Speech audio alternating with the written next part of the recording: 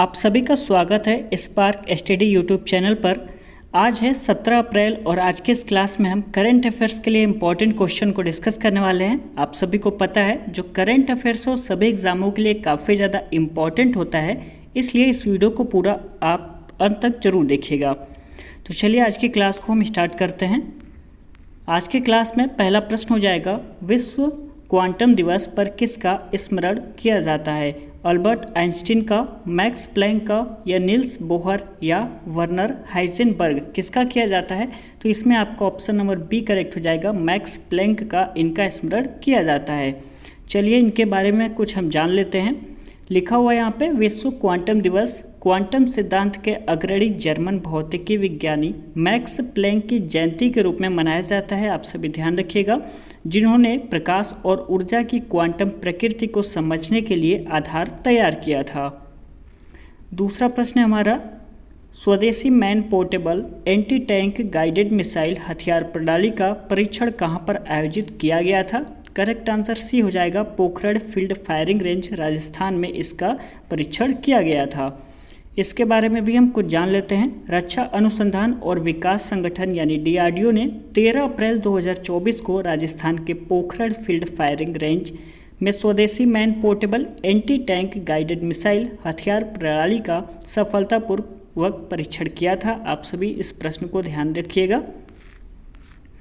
तीसरा प्रश्न कह रहा है, इजराइल पर ईरान के हालिया हमले का कारण क्या है? इसमें आपका ऑप्शन नंबर ए करेक्ट हो जाएगा, दमिश्क में ईरानी वाणिज्य दूतावास पर इजरायली हमला, यह आपका कारण हो जाएगा। चलिए इसके बारे में कुछ जान लेते हैं। 13 अप्रैल 2024 को ईरान ने 300 से अधिक ड्रोन और मिसाइलों को तैनात करके इजराइल पर एक अभूतपूर्व हमला किया। यह हमला 1 अप्रैल को सीरिया के दमिश्क में एक ईरानी राजनयिक परिसर पर इजरायली हमले के प्रतिशोध में था।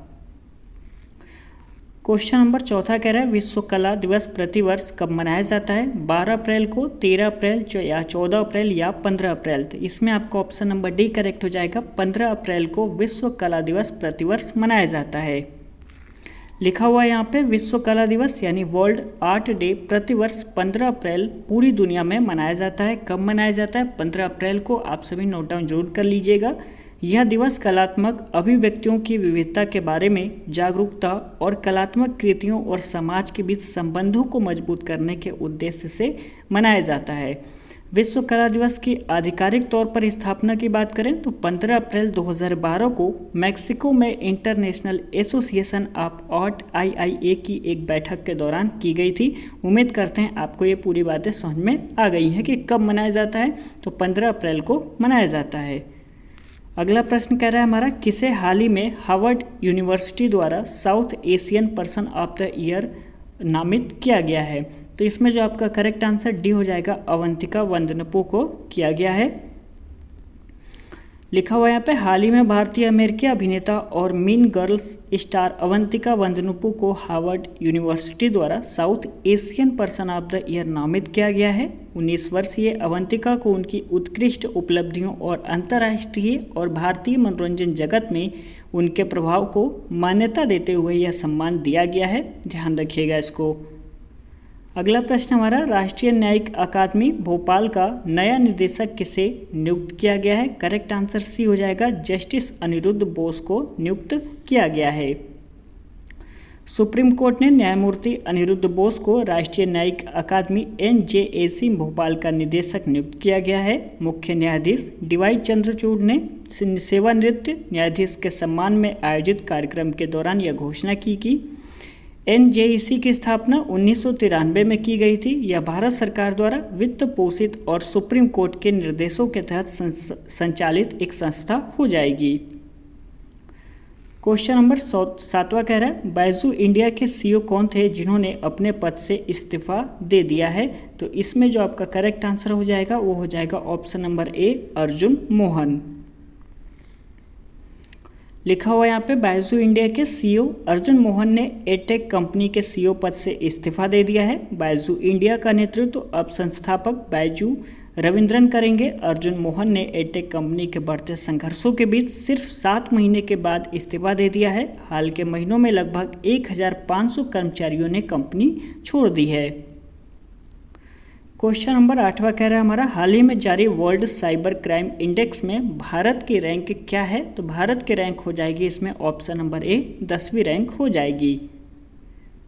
हाल ही में शोधकर्ताओं की एक अंतर्राष्ट्रीय टीम ने विश्व साइबर अपराध सूचकांक जारी किया है। नए शोध के अनुसार भारत साइबर अपराध में 10वें स्थान पर है। ध्यान रखिएगा, भारत का स्थान इसमें 10वां हो जाएगा, यानी 10वीं रैंक है।